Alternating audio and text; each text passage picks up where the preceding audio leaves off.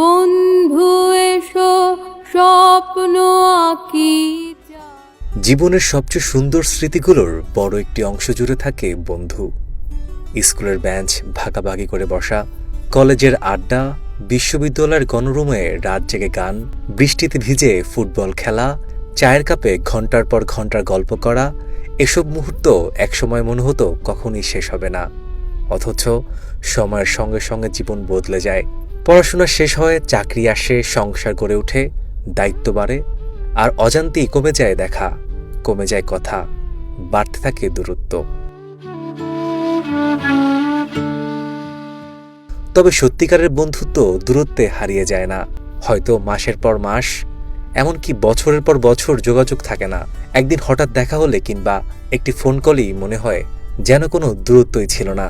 কারণ বন্ধুত্ব কেবল নিয়মিত কথা বলার সম্পর্ক নয়, এটি বিশ্বাস, স্মৃতি, নির্ভরতার আর নিঃস্বার্থ ভালোবাসার আরেক নাম।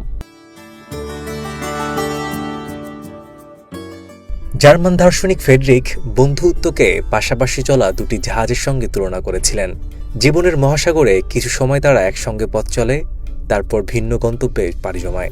তবুও সেই একসঙ্গে চলার স্মৃতিগুলো কখনো মুছে যায় না, বরং সেগুলি মানুষকে বারবার শৈশবে, কৈশোরে কিংবা তারুণ্যের দিনগুলোতে ফিরিয়ে নিয়ে যায়। আন্তর্জাতিক বন্ধু দিবসে তাই শুধু শুভেচ্ছা জানানোই নয়, হারিয়ে যাওয়া কোনো বন্ধুর খোঁজ নেওয়ারও দিন। হয়তো একটি ছোট্ট বার্তা, কেমন আছিস, অথবা একটি ফোন কলই আবার জুড়ে দিতে পারে বহুদিনের দূরত্ব। জীবনের ব্যস্ততা আমাদের অনেক কিছু কেড়ে নেয়, কিন্তু বন্ধুত্বের মূল্য কখনই কমে না। যারা আজও নিঃস্বার্থভাবে পাশে থাকে, আর যারা দূরে থেকেও স্মৃতিতে রয়ে গেছে, সব বন্ধুদের প্রতি রইল আগাম ভালোবাসা ও কৃতজ্ঞতা।